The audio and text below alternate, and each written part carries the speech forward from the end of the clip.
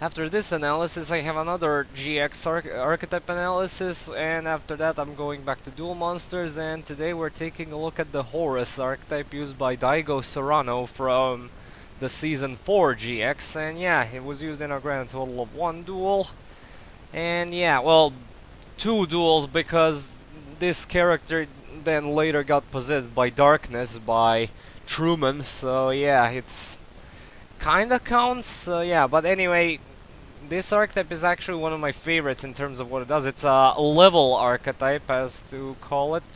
So yeah, let's kick it off with their first monster, that being the level 1 Horus's Servant. It's a level 1 with 100 attack and defense. It's a beast warrior for some reason.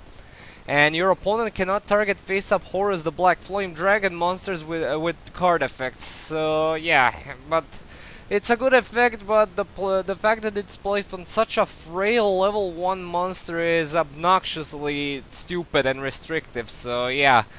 If you run this, you most likely run at most, so yeah.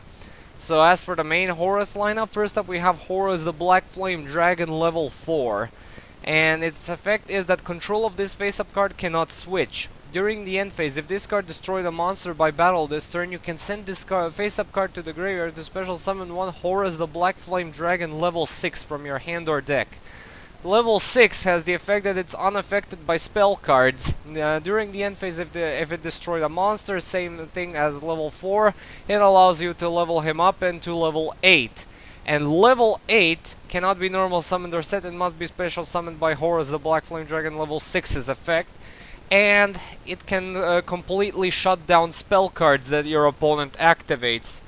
Which, on top of a 3000 attack body, is a really kick-ass effect, no question about it. It's really that good. The ability to completely shut down the opponent's spell cards while having access to your own is a mind-blowingly good effect.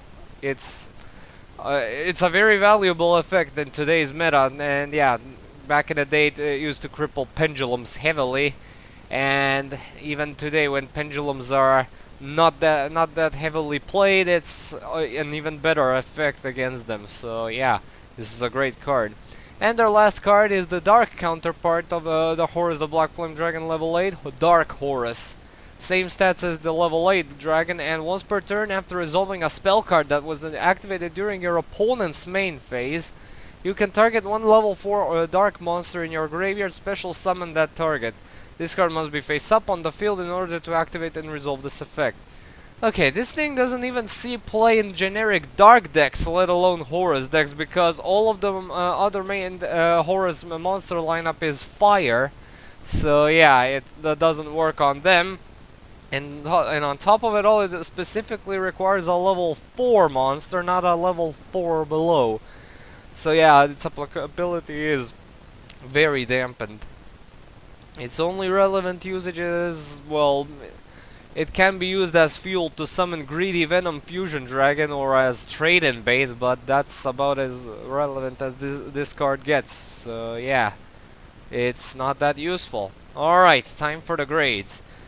Consistency, I mean, they're fire monsters, so you might have the access in form of Royal Firestorm Guards, maybe, in terms of, well, consistency in recycling. They have access to level up and level down, so yeah, it's a bit, they have a bit of help there.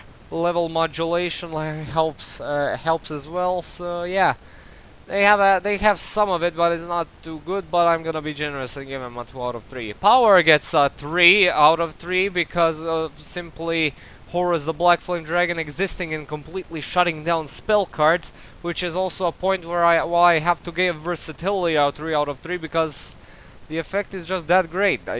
Completely shutting down a card type is absolutely a phenomenal effect.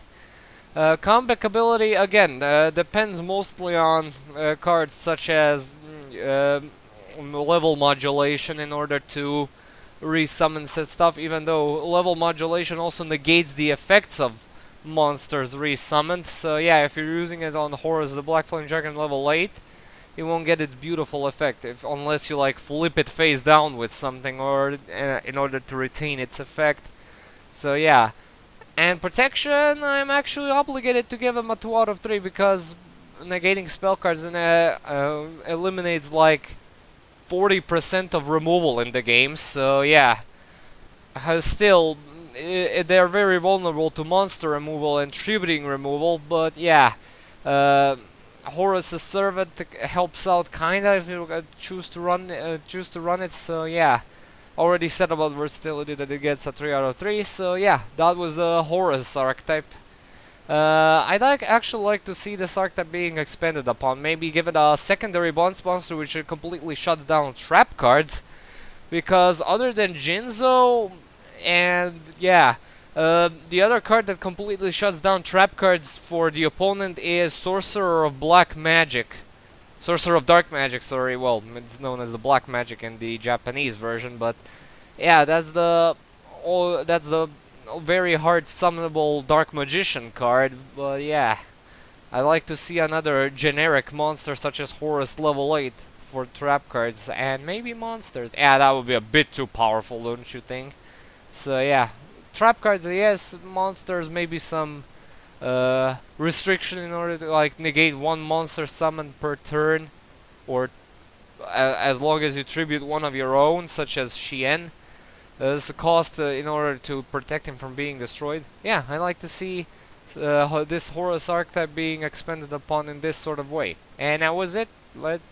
Thank you all so much for watching. Thank you all so much for why am I repeating myself? Thank you all so much for watching. Stay tuned for more videos and updates. Comment, like, and subscribe. And as usual, I'll upload the next vid whenever I can. See you all. Have a good day and peace.